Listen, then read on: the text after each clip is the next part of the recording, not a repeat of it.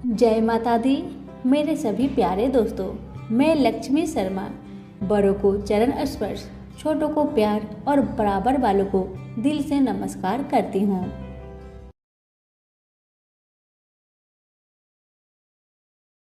सुनिए सूर्य नारायण की व्रत कथा। द्वापर युग की बात है। भगवान श्री कृष्ण एक बार अपनी बुआ कुंती के आश्रम काम्य वन में पहुंचे।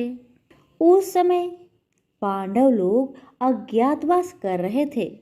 भगवान कृष्ण ने कहा, बुआ जी, मैं तुम्हें वनवासी भेष में देखकर दुखी हो जाता हूँ। मुझे सदैव इस बात की चिंता लगी रहती है कि पता नहीं कब दुष्ट दुर्योधन का प्रहार तुम्हारे ऊपर हो जाए। अतएव इस विपत्ति से छुटकारा पाने के लिए तुम भगवान सूर्य नारायण की आराधना करो। भगवान सूर्य ही सभी जीवों के नियंता और प्राण है। उनके तेज से ही जीवों का उद्धार होता है। भगवान कृष्ण ने बतलाया कि एक बार शंकर जी से पार्वती जी ने कुछ पूछा था, उसे मैं तुमसे बतला रहा हूँ। शिव जी ने पार्वती से कहा, यदि तुम इस बात की जानकारी प्राप्त करना चाहती हो तो मथुरापुरी में जाओ। वहाँ सूर्यपुत्री यमुना जी की धारा प्रवाहित होती है। यमुना के तट पर ऋषि, महर्षि, मुनि आदि निरंतर तपस्या करते रहते हैं। भगवान रुद्र की आज्ञा से पार्वती जी कालिंदी तट को चल पड़ी। कुछ ही दूर जाने पर उन्हें रास्ते में रोती बिलखती एक स्त्री दिखाई पड़ी। उसने बतलाया कि उसका नाम कुसुमवती है और उसका निवास कुसुमाकर वन के बीच में है। संतानहीनता होने के कारण उसके पति बसंत ने उसे त्याग दिया है और इस प्रकार का वह निरक्षिता हो गई है। पार्वती जी उस स्त्री को साथ ले आगे चली कि उन्हें रोती हुई एक दूसरी स्त्री मिली। उसने बतलाया कि मेरा नाम गंगा है। मेरे पति महाराज शांतनु ने पुत्रों के जीवित न रहने के कारण मुझे अपमानित किया, जिससे मैं दुखी होकर घर चली आई हूँ। इसी प्रकार थोड़ी दूर जाने पर मधुवन में माधवी नाम की एक और स्त्री मिली, जो पति के वैभव का नाश होने के कारण घर से निकाल दी गई थी। इसके अंतराल आगे जाने पर कुमुद वन में कुमुदा नाम की स्त्री से भेंट हुई, जिसके पति को राजा ने बंदी बना लिया था। वह व्याकुल होकर विलाप कर रही थी। उन सभी स्त्रियों के साथ पार्वती जी यमुना तट पर पहुंची। उस तट पर पूजन उत्सव देखकर पार्वती जी ने ऋषि पत्नियों से पूछा कि यह आप किस देव की आराधना कर रही हैं? इस पूजन का विधान और फल क्या है? उनकी बात सुनकर एक ऋषि पत्नी ने कहा, यह जगत पिता सूर्य नारायण का व्रत है और सभी मनोरथों को पूर्ण करने वाला है। इस व्रत को करके प्रत्येक नर नारी को अभीष्ट सिद्धि की प्राप्त होती है। तुम्हारी भी यदि कोई वांछा हो तो इस व्रत को करके प्राप्त करो।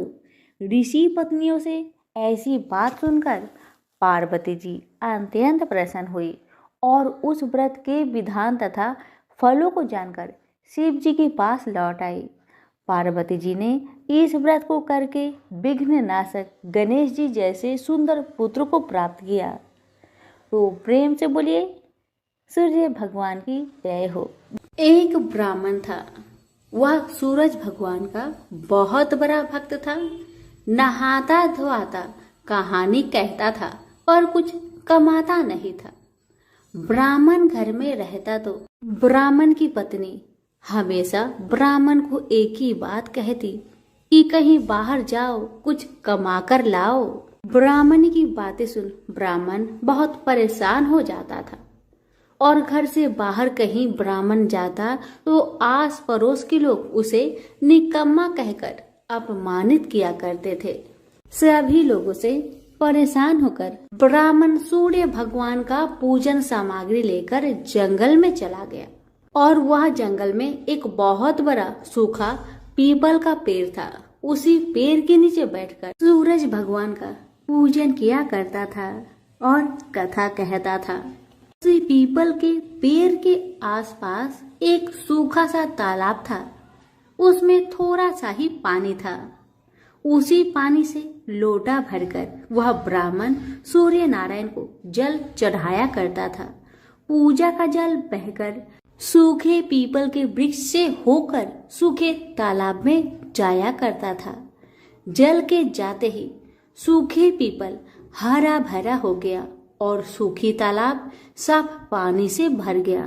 तालाब का पानी इतना साफ हो गया कि उसी जल में सूर्य नारायण दिखाई देने लगे और कहने लगे, ब्राह्मण वर मांग, तू क्या मांगना चाहता है?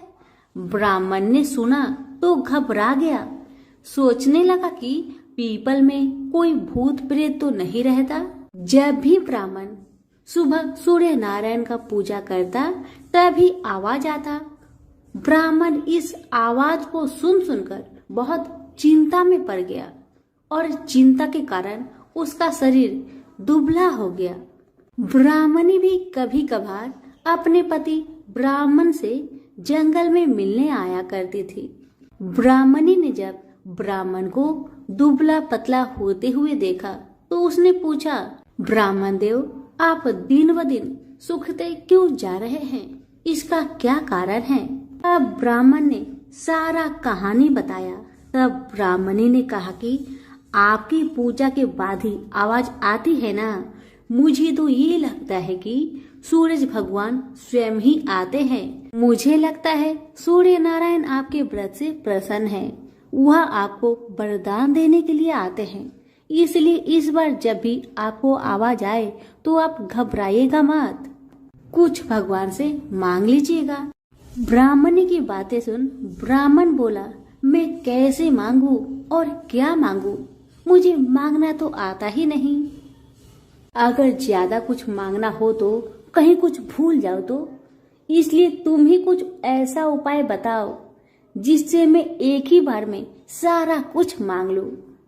ब्राह्मण की बातें सुन ब्राह्मणी ने उत्तर दिया, ब्राह्मण देव, जब भी सूर्य भगवान आपसे वरदान मांगने को कहे तब आप इस प्रकार से कहना, 9 खांडे महल के अंदर सोने के पालने में पर पोते को दास दासियों द्वारा खिलाते अपने आंखों से देखूं।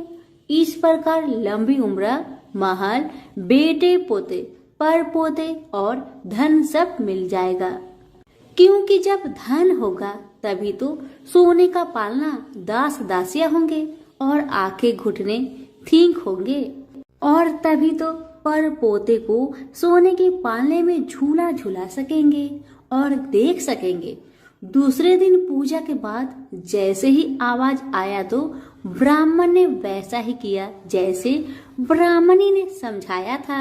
ब्राह्मण ने हाथ जोड़कर सूर्य भगवान से प्रार्थना किया, हे सूर्य नारायण, अगर आप मेरे पूजा से प्रसन्न है तो मुझे वर दीजिए कि 9 खांडे महल के अंदर सोने के पालने में पर पोते को दास दासिया द्वारा खिलाते अपनी आंखों से देखो। ब्राह्मण के बातें सुन सूरज भगवान ने कहा, देखने में तो ब्राह्मण सीधा साधा भोला भाला लगता है, पर एक ही बार में सब मांग लिया। सूरज भगवान ने कहा, जा तेरी इच्छा पूरी हो, जो तुमने मांगा तुम्हें अवश्य मिलेगी। ब्राह्मण जंगल से घर आया तो देखा कि उसकी टूटी हुई झोपड़ी की जगह एक 9 खांडा महल खड़ा है। दास दासी आ और जा रहे थे। ब्राह्मण ने उनसे कहा, यहाँ मेरी झोपड़ी और बूढ़ी ब्राह्मणी रहती थी, वो कहाँ गई क्या तुम्हें पता है? इतने में ही उस 9 खांडे महल के दरवाजे से एक सुंदर औरत गहनों और सुंदर कपड़ों से सजी हुई बाहर आई और ब्राह्मण से बोली, आ जाइए, अपना ही घर है। ये सब तो सूर्य नारायण का चमत्कार है, उन्होंने आपकी मनोकामना को पूर्ण कर दिया है। ब्राह्मण की बातें सुन ब्राह्मण ने कहा, हम इतने सारे धन का क्या करेंगे? ब्राह्मणी ने कहा, क्या नहीं हो सकता है, धन से क्या नहीं हो सकता है। दान पुण्य यज्ञ होम करेंगे। फिर ब्राह्मण ने वैसा ही किया जैसे ब्राह्मणी ने बताया था। अब सब राजा की जगह ब्राह्मण का गुणगान करने लगे। राजा ने ये सब सुनकर ब्राह्मण को बुलवाया और पूछा, कल तक तो आपको खाना भी नहीं मिलता था, आज ऐसा चमत्कार, इतना सारा धन दौलत आपके पास कहाँ से आया? कहीं चोरी करी है या फिर डाका डाला है? ब्राह्मण ने कहा, ये सब तो सूर्य नारायण की कृपा है, और अपनी सारी कहानी राजा को बता दिया कि जंगल में ब्राह्मण के साथ क्या क्या हुआ और कैसे उसने सूर्य नारायण से वरदान मांगा। ब्राह्मण की बातें सुन राजा ने कहा, मेरे पुत्र नहीं है तो मुझे क्या करना चाहिए? ब्राह्मण ने राजा को सूर्य भगवान की पूजा विधि बताई और कहा, महाराज आप भी सूर्य नारायण का व्रत करें, आपकी सारी मनोकामना सूर्य नारायण जरूर पूरी करेंगे। ब्राह्मण के बताए हुए नियम से राजा ने भी सूर्य नारायण का व्रत किया और सूर्य नारायण के व्रत के प्रभाव से राजा को भी पुत्र का प्राप्ति हुआ। सभी सूर्य नारायण की जय जयकार करने लगे। हे सूर्य भगवान, जैसे ब्राह्मण और राजा की मनोकामना को पूर्ण किया वैसे ही सबकी करना। कहानी कहने वाले की, कहानी सुनने वालों की, हुक्कारे भरने वालों की, सबकी मनोकामना को आप पूर्ण करना। प्रेम से बोलिए सूरज भगवान की जय हो। सूरज भगवान रोज उठते और जग में प्रकाश देने चले जाते। एक दिन भगवान को लगा कि राणा दे सूखती चली जा रही है, तो राणा दे से पूछा कि तुम्हारे मन में क्या है? राणा दे बोली, मेरे मन में खीर खांड के भोजन की इच्छा है। भगवान बोले, मांगा भी तो क्या मांगा, ये तो हम रोज ही खाते हैं।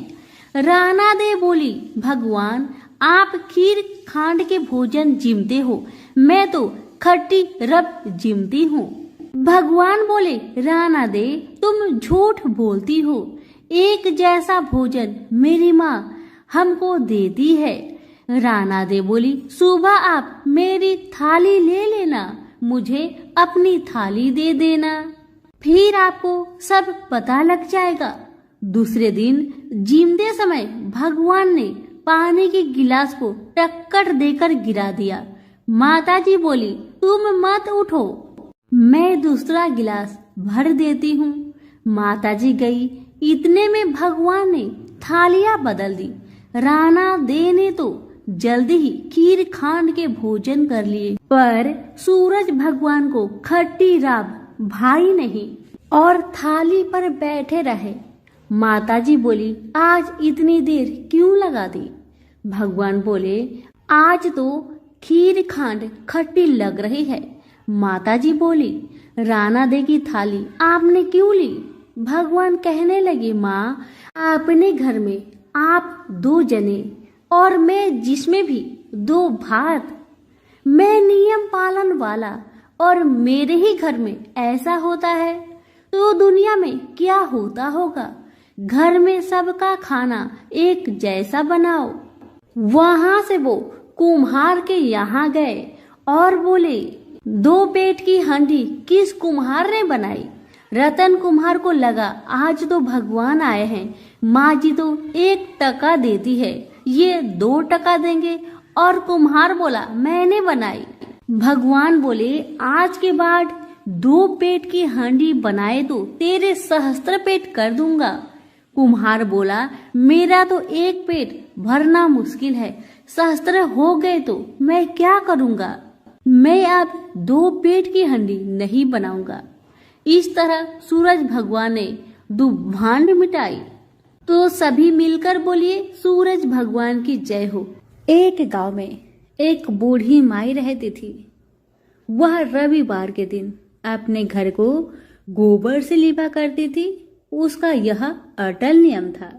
बुढ़िया माई रविवार के दिन भर निराहार व्रत रहकर शाम को अन्न निर्मित खाद्य तथा फल भगवान सूर्य देव को अर्पित करती तथा उस प्रसाद को सूर्य अस्त होने से पहले ही ग्रहण कर लेती। इसी नियम से प्रत्येक रविवार को पूजन करने के कारण थोड़े ही दिनों में बूढ़ी माई का घर धन धान्य से भरने लगा। उस बुढ़िया का आर्थिक दशा में प्रगति देखकर उसकी एक पड़ोसन उससे जलने लगी। उसकी पड़ोसीन अपने मन में सोचने लगी कि मेरी गाय के गोबर से लिपने पोतने के कारण ही बुढ़िया माई इतनी धनवान बन रही है। पड़ोसन के मन में आया कि अब बुढ़िया को अपने गाय का गोबर गलती से भी लेने नहीं दूंगी। इसी कारण से वह पड़ोसन अपनी गाय को घर के भीतर बांधना शुरू कर दी, जिस कारण से बूढ़ी माई को गोबर मिलना बंद हो गया। बेचारी बुढ़िया अब तो दूसरे रविवार के दिन अपना घर को गोबर से न लिप सकी, इसलिए बड़ी असुविधा हुई। अपने नियम में बाधा पड़ने के कारण वह बुढ़िया बहुत उदास हो गई। मानसिक चिंता के कारण बुढ़िया उस दिन भगवान सूर्य देव को कुछ भी अर्पित ना कर सकी और न तो स्वयं ही प्रसाद रूप में कुछ ग्रहण किया। शाम को वह भूखी प्यासी चिंतातुर अवस्था में सो गई। रात्रि में भगवान सूर्य नारायण ने उस बुढ़िया को सपने में दर्शन देकर दुख का कारण पूछा। तब बूढ़ी माई ने दुखी होकर कहा कि आज गोबर न मिलने के कारण मैं नियम अनुसार आपका पूजन न कर सकी। मेरा नियम भंग हो गया है। इसी एक बात से अत्यंत दुखी हूँ। बुढ़िया की बातों से दरियाद्र होकर सूर्य भगवान ने कहा, मैं तुम्हें एक गाय देता हूँ जिससे तुम्हारी इच्छा पूर्ण होगी। मैं तुम्हारे व्रत पालन की निष्ठा से अत्यंत प्रसन्न होकर तुम्हें वरदान देना चाहता हूँ, अर्थात अब से सदैव तुम्हारा घर धन पुत्र आदि से संपन्न रहेगा। इतना कहकर भगवान वहीं अंतर ध्यान हो गए। सुबह उठने पर बुढ़िया ने अपने आंगन में एक बछड़े वाली गाय को देखा।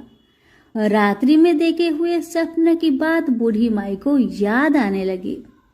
बुढ़िया ने गाय को घर से बाहर बांधकर उसके चारे की व्यवस्था की। बूढ़ी माई के दरवाजे पर बंधी हुई गाय को देखकर उसी ईर्ष्यालु पड़ोसन के आश्चर्य का ठिकाना न रहा। उसी समय पड़ोसन क्या देखती है कि बूढ़ी माई के आंगन में जो गाय बंधी हुई है वह तभी गोबर करती है और वह गोबर सोने की होती है। इसे देखकर पड़ोसन की आंखें फटी की फटी रह गई। अब तो बूढ़ी माई के पड़ोसन ने उस सोने की गोबर के स्थान पर अपनी गाय का स्वाभाविक गोबर रखकर उसे उठा लिया, परंतु बूढ़ी माई को पड़ोसन की इस कपट चरण का भेद न जान सकी। बूढ़ी माई के इस अज्ञानता पर भगवान सूर्य देव ने विचार किया, मेरी गाय से इस बुढ़िया का उपकार नहीं हो रहा है। इसलिए भगवान ने अपनी माया से एक भयंकर तूफान उत्पन्न कर दिया, जिसके फलस्वरूप बड़े बड़े विशाल वृक्ष भी टूटकर भूमि पर गिरने लगे। इस विनाशकारी दृश्य को देखकर बूढ़ी माई ने अपने गाय को घर के भीतर बांध दिया। प्रातःकाल उस गाय से बूढ़ी माई को सोने की गोबर प्राप्त हुई। इसे देखकर बूढ़ी माई बहुत प्रसन्न हुई और वह उसकी सुरक्षा के लिए नित्य ही गाय को भीतर बांधती।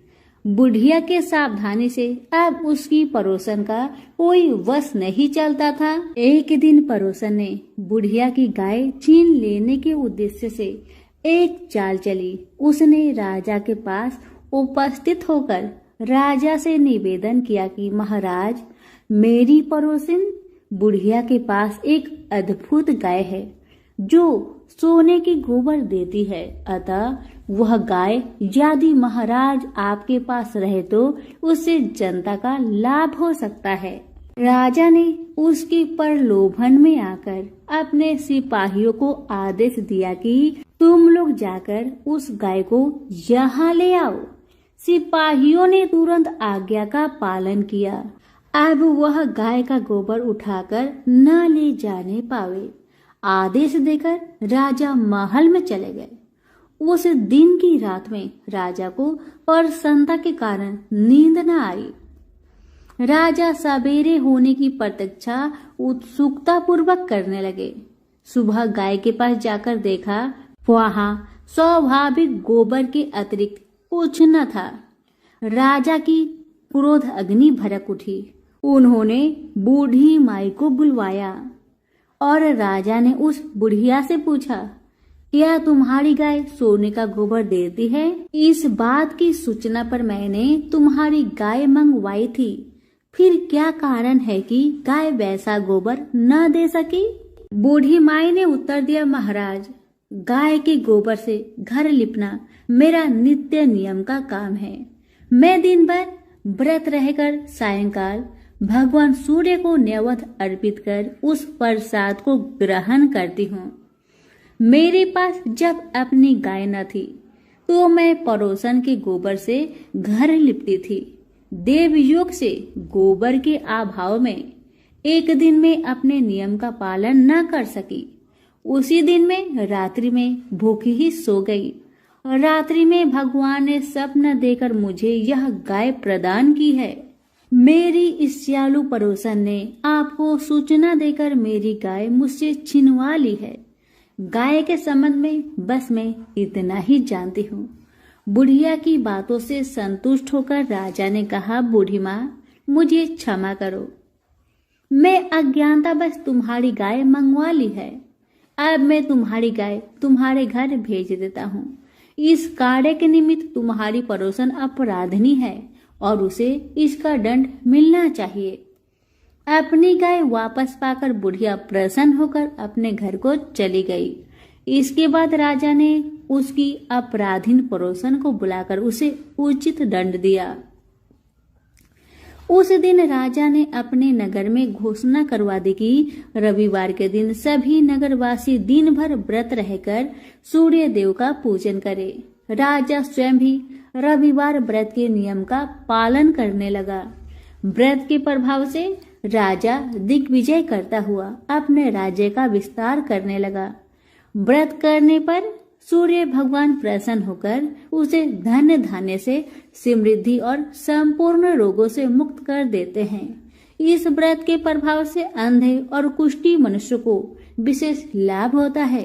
हे सूर्य भगवान, जैसे आपने उस बूढ़ी माई पर अपनी कृपा बरसाई, वैसे ही आपकी कथा कहने वाले, हुक्कारे भरने वाले सभी पर अपनी कृपा बनाए रखे। तो प्रेम से बोलिए, सूर्य नारायण की जय हो। गांव में एक माँ और उसकी बेटी दोनों सूरज भगवान का व्रत किया करती थी। एक बार की बात है, दिन थी रविवार। उस दिन माँ और बेटी दोनों जन सूर्य नारायण का व्रत कर रहे थे। तभी माँ ने अपनी बिटिया से कहा, बेटी, मैं पानी लेने जा रही हूँ, तू 2 रोट बनाकर रख लेना और रोट को एक छोटा बनाना और एक बड़ा बनाना, क्योंकि जब सूर्य भगवान का व्रत किया जाता है उस व्रत में बनाई हुई भोजन को नष्ट नहीं करना चाहिए। जितना बनाया जाता है उसे पूरा खाना ही चाहिए। इसलिए माँ ने कहा, एक रोट बड़ा बनाना और एक रोट छोटा बनाना। बड़ा रोट माँ के लिए था और छोटा रोट बेटिया के लिए था। और माँ ने इतना भी कहा, बेटी, रोट के आटे में नमक गलती से भी मत डालना, यह अलूना होता है। इतना कहकर माता तो पानी भरने चली गई और बिटिया रानी रोट बनाने लगी। तभी सूर्य भगवान ने मन में विचार किए कि इस बिटिया का मैं परीक्षा लेकर देखता हूँ। परीक्षा लेने के लिए भगवान एक साधु महाराज के भेष धारण करके बिटिया के पास चले आए और कहने लगे, भिक्षा देहि भिक्षाम देहि।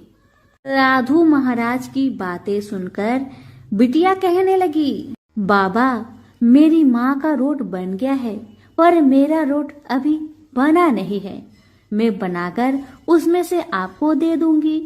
लड़की की बातें सुन बाबा कहने लगे, सुनो बेटी, जो रोट बन चुकी है उसी में से दे दो, नहीं तो मैं यहाँ से चला। आप बिटिया क्या करती? बाबा को खाली हाथ जाने नहीं देना चाहती थी, इसलिए अपनी माँ का रोट में से थोड़ा सा रोट तोड़कर बाबा को दे देती है। और उधर जब माँ पानी भर के वापस आई तो रोट को तोड़ा हुआ देखकर बहुत नाराज हुई और बोली, धिये बाई धिये दे, रोटा माइली कोर दे, माहरो दे पन सारो दे। इसका मतलब ये है कि ए लड़की, मेरी रोटी का टुकड़ा दे दिया, मेरी रोटी मुझे साबुत दे। अब माँ अपनी बेटी को क्रोध के मारे मारने लगी। लड़की डर कर जंगल में भाग गई और एक पेड़ पर चढ़कर बैठ गई। भगवान ये सब तो देख ही रहे थे। तब भगवान ने सोचा, बेचारी लड़की को मेरे कारण घर से निकलना पड़ा, इसलिए इसकी रक्षा तो मुझे ही करनी पड़ेगी। अब सूर्य भगवान रोज उसके लिए चूरमे का एक लड्डू और एक लोटा पानी भेज देते थे। लड़की मजे से खा पी लेती और बैठी रहती। एक दिन एक राजा शिकार करके उधर से निकला। थकान मिटाने के लिए उसी पेड़ के नीचे आराम करने रुका। राजा ने अपने सेवक से कहा, प्यास के मारे मेरी जान निकली जा रही है, चुल्लू भर अगर पानी मिल जाता तो मेरे प्राण बच जाते। पेड़ पर बैठी लड़की ने यह बात सुना तो उसने चुल्लू भर पानी डाल दिया। राजा ने पानी पी लिया। अब पानी पीने के बाद राजा फिर कहने लगे, अरे सेवक, आधी जान तो मेरी बच गई, और एक चुल्लू पानी मिल जाए तो और जो बाकी जान बची है वो भी बच जाए। लड़की ने फिर से एक चुल्लू पानी डाल दिया। राजा ने पी लिया। राजा को बहुत आश्चर्य हुआ। उसने अपने सेवक से कहा, ऊपर अवश्य कोई है, तू ऊपर चढ़ और देख कौन है। सेवक ऊपर चढ़ा तो उसे लड़की मिली। लड़की ने सेवक से कहा, भैया तुम ये स्वादिष्ट लड्डू खा और पानी पी लो, पर राजा को मेरे बारे में मत बताना। कह देना कि ऊपर कोई नहीं है। पता नहीं राजा मेरे साथ कैसा व्यवहार करेगा। सेवक भूख प्यास से परेशान था। उसने लड्डू खाया, पानी पिया और नीचे जाकर राजा से कह दिया कि ऊपर कोई नहीं है। राजा ने सेवक से कहा, तू ऊपर गया तब थका हुआ था और आया तो तरोताजा दिख रहा है। नहाया और खाया हुआ मनुष्य छिपता नहीं है। मुझे संशय हो रहा है। मैं खुद ऊपर जाकर देखता हूँ कि ऊपर है कौन। राजा पेड़ पर चढ़ा। वहाँ सुंदर सी ब्राह्मण कन्या को पाया। राजा ने कहा, डरो नहीं, तुम बहुत सुंदर हो, मेरे साथ चलो, मैं तुमसे विवाह करना चाहता हूँ। अब लड़की राजा के साथ चली गई। राजा ने उसके साथ विवाह कर लिया। साल भर में ही उसने एक सुंदर बालक को जन्म दिया। उसकी अन्य रानियां, उसकी देवरानी जेठानी उसकी पुत्र की सुंदरता से जलने लगी थी। सूरज भगवान का व्रत आया, तब वो ही ब्राह्मण की लड़की छोटी रानी ने रोट बनाया। दूसरी रानिया ने राजा से कहा, तुम्हारी नई रानी को रोट बनाना नहीं आता। उसका बनाया हुआ रोट खाओगे तो आपका पेट दुखेगा। रानी खाएगी तो कुंवर का पेट दुखेगा। नई रानी ने यह बात सुन ली और उसने रोट को थाली से नीचे छुपा दिया और सूर्य भगवान से सहायता के लिए प्रार्थना करने लगी। राजा ने जब पूछा कि थाली के नीचे क्या है? तब उसने कहा कि मेरे गरीब पीहर से आया हुआ उपहार है। राजा ने थाली उठाई तो देखा कि उसके नीचे सोने का चक्र था। राजा ने कहा, वाह, गरीब पीहर बालों का ऐसा उपहार। नई रानी चुप रही। एक दिन रानी खिड़की के पास खड़ी थी। तभी उसने अपनी माँ को देखा, जो दरिद्र अवस्था में छाछले बेच रही थी। उसने सोचा, माँ को यहाँ बुला लूं तो मेरी माँ यहाँ आराम से रह लेगी। इतने नौकर चाकरों में वह भी कुछ काम कर लेगी और किसी को पता भी नहीं चलेगा। उसने माँ को बुलवाया। रानी की माँ आते ही वही बात दोहराने लगी, धिये दे माई धिये दे, रोटा माइली कोर दे, माहरो दे पन सारो दे। रानी ने सोचा, कहीं सबको पता ना चल जाए कि मैंने अपनी माँ को इस तरह महल में बुलवाया है, मुसीबत हो सकती है। उसने माँ को चुपचाप एक कमरे में रहने को कहा और उस कमरे में बाहर से लड़की ने ताला लगा दिया। रानी की देवरानी, जेठानी व अन्य रानियां राजा से कहने लगी कि नई रानी का व्यवहार संदेह पैदा करता है। एक औरत महल में घुसी थी पर वह बाहर नहीं निकली। छोटी रानी यह सुन ली। वह सूर्य भगवान से इस विपत्ति से बचाने के लिए प्रार्थना करने लगी। राजा ने वहां आकर उस कमरे की चाबी मांगी। राजा ने कमरा खोला तो वहां सोने का एक मूर्ति मिला। राजा ने पूछा, यह मूर्ति कहाँ से आई? रानी ने कहा, मेरे गरीब पीहर का उपहार है। राजा ने कहा, तुम्हारे गरीब पीहर से इतने कीमती उपहार आते हैं? मुझे तुम्हारा पीहर तो देखना ही होगा, हम वहां चलेंगे। रानी ने फिर सूरज भगवान से मदद मांगी। सूरज भगवान ने कहा कि मैं 1.25 पहर की व्यवस्था कर दूंगा, लेकिन फिर मुझे नगरी में उजाला करने जाना होगा। सूर्य भगवान ने जंगल में माया नगरी बसा दी। महल, झरोखे, बाग, बगीचे, रिश्तेदार आदि सब माया से बना दिए। महल की रसोई में कई प्रकार के व्यंजन बन रहे थे। राजा रानी का पीहर गए, सबसे मिलकर और खा पी कर रानी ने राजा से वापस चलने को कहा।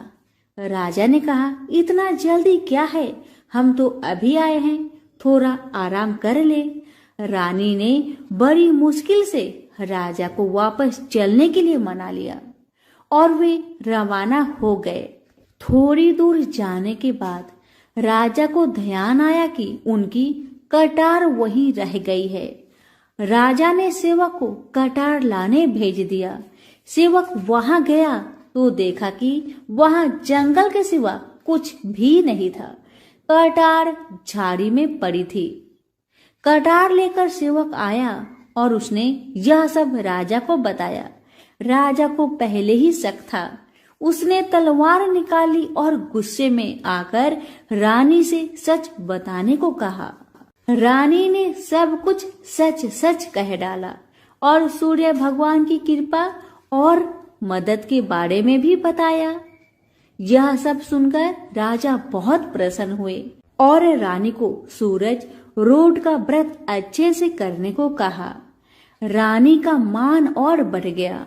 हे सूरज भगवान, जैसा सुख उस लड़की को मिला वैसा ही सुख यह कहानी कहने और सुनने वालों को भी प्राप्त हो। तो प्रेम से बोलिए सूरज भगवान की जय। इसी गांव में एक सास बहू रहा करती थी। सासू माँ का एक पुत्र था जो कि सूर्य का अवतार था। उसका नाम सूर्य बलि था। वह अधिकांश समय अंतर ध्यान ही रहता था। थोड़े ही समय के लिए वह घर में आता, फिर अंतर ध्यान हो जाता। जब कभी आता तो एक हीरा अपनी माँ व पत्नी को दे जाता था।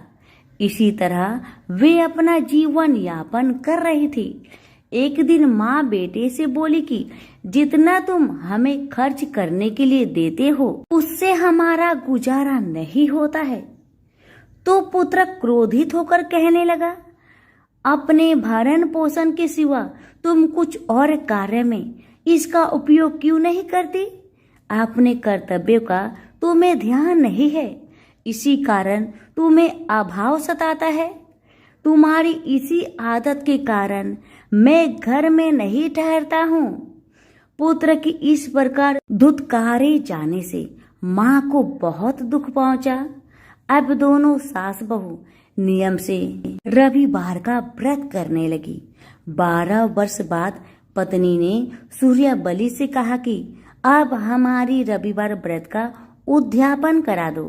सूर्य बलि के सामने अपनी इच्छा प्रकट करते ही घर में कंचन बरसने लगा। घर धन धान्य से पूर्ण हो गया। अब बहू ने सूर्य भगवान का पूजन किया।